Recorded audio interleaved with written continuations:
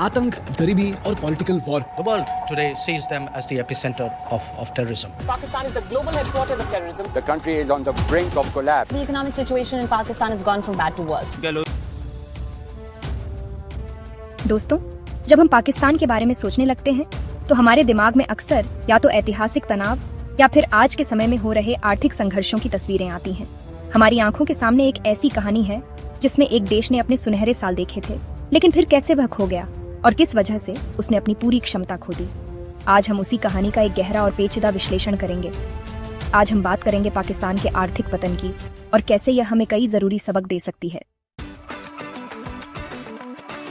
1960 के दशक का दौर था और पाकिस्तान को देखा गया था एशिया की सबसे तेजी से बढ़ती हुई अर्थव्यवस्थाओं में से एक के रूप में। आज से 60 साल पहले पाकिस्तान एक आर्थिक शक्ति बनने के रास्ते पर था। न्यूयॉर्क टाइम्स जैसे प्रतिष्ठित मीडिया ने कहा था कि अगर पाकिस्तान अपने पूरे सामर्थ्य का इस्तेमाल करता है तो वह एक दिन अमेरिका को भी पीछे छोड़ सकता है।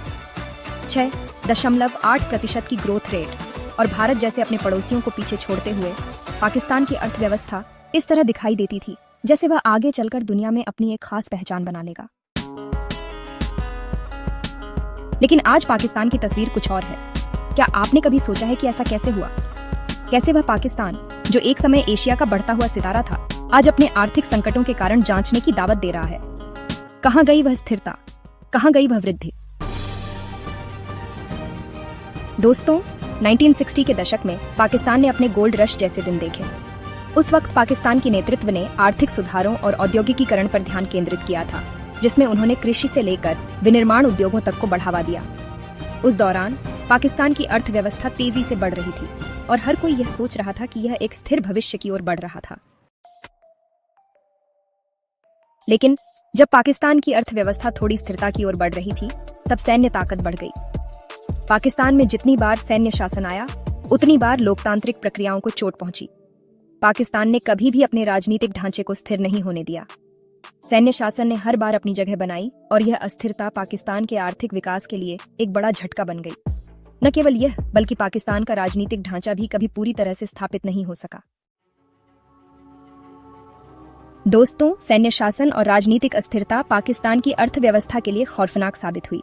जब भी पाकिस्तान में एक नया सैन्य नेता आता तो पुरानी नीतियों को तोड़ दिया जाता और नए सुधारों का वादा किया जाता, जो कभी भी स्थिर नहीं हो पाए।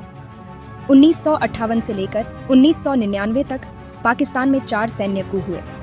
हर कू के बाद जो सबसे ज्यादा प्रभाव पड़ता था वह था आर्थिक अनिश्चितता। यह अस्थिरता एक ऐसी चक्रव्यूह बन गई जिसमें पाकिस्तान ने धीरे धीरे अपनी वृद्धि क्षमता खो दी। लेकिन सिर्फ आंतरिक अस्थिरता का ही प्रभाव नहीं था। पाकिस्तान की विदेश नीति ने भी उसकी आर्थिक पतन में एक बहुत बड़ा भूमिका निभाई। शीत युद्ध के दौरान पाकिस्तान ने अपनी भू राजनीतिक स्थिति को अमेरिका के साथ जोड़ा और अफगानिस्तान के युद्ध में अपना मुख्य भूमिका निभाया। इस दौरान पाकिस्तान ने अफगानिस्तान का समर्थन किया, जिसके चलते उन्होंने उग्रवादी समूहों को पोषित किया। अफगानिस्तान में सोवियत आक्रमण के बाद पाकिस्तान को अपनी रणनीतिक स्थिति का फायदा मिला था, लेकिन यह फायदा पाकिस्तान को कभी भी स्थिर और दीर्घकालिक आर्थिक वृद्धि नहीं दे सका।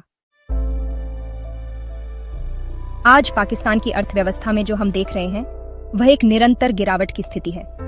मुद्रास्फीति ने उनके घर घर को मार डाला है। डॉलर की वैल्यू नीचे जा रही है और खाद्य असुरक्षा जैसे मुद्दे बढ़ रहे हैं। पाकिस्तान की अर्थव्यवस्था इतनी नाजुक हो गई है कि वह हर 5 साल में IMF के पास जाता है अपनी मदद लेने के लिए। विदेशी सहायता पर पाकिस्तान का जो आर्थिक ढांचा निर्भर है, उसका प्रभाव आज हम सभी देख रहे हैं। आज पाकिस्तान के नेता शॉर्ट टर्म लोकप्रियता के लिए ऐसे आर्थिक निर्णय लेते हैं जो लंबे समय में खुद उनकी अर्थव्यवस्था के लिए संकट बन जाते हैं, जैसे कि ईंधन और बिजली पर सब्सिडी देना।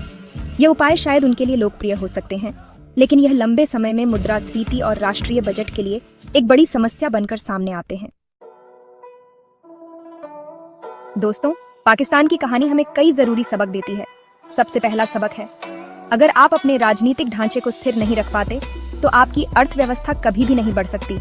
भारत, जो राजनीतिक स्थिरता को अपना आधार बनाकर वृद्धि कर रहा है, उससे हमें सीखना चाहिए। दूसरा सबक है, आपको अपनी अंतर्राष्ट्रीय रिश्तों को बहुत सोच समझकर बनानी चाहिए। किसी एक सहयोगी पर ज्यादा निर्भर नहीं होना चाहिए, क्योंकि ये आपको लंबे समय में निर्भरता में डाल सकता है। और तीसरा सबक है, राजनेताओं को शॉर्ट टर्म लाभ से ऊपर उठकर दीर्घकालिक स्थिर नीतियों पर ध्यान केंद्रित करना चाहिए, जो अर्थव्यवस्था को स्थिर रखें और भविष्य में विकास के रास्ते खोल सकें। दोस्तों, पाकिस्तान की कहानी हम सबके लिए एक सबक है। अगर हम अपने देश को स्थिर और समृद्ध बनाना चाहते हैं, तो हमें राजनीतिक और आर्थिक स्थिरता पर ध्यान केंद्रित करना होगा। पाकिस्तान का संघर्ष हमें यह सिखाता है कि अस्थिरता और शॉर्ट टर्म नीतियों से हमेशा आपदा ही होती है, और ये सबक हमारे जैसे पड़ोसी देश भारत के लिए भी बहुत जरूरी है।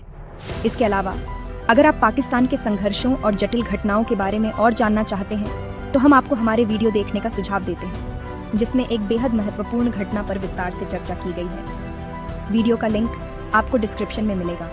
तो अगर आपको यह वीडियो अच्छा लगा तो हमारे चैनल टेल्स एंड वंडर्स को सब्सक्राइब करना ना भूलें। हमारी मदद करें और हमारे पहले 1000 सब्सक्राइबर्स के लक्ष्य को इस साल पूरा करने में हमारा साथ दें।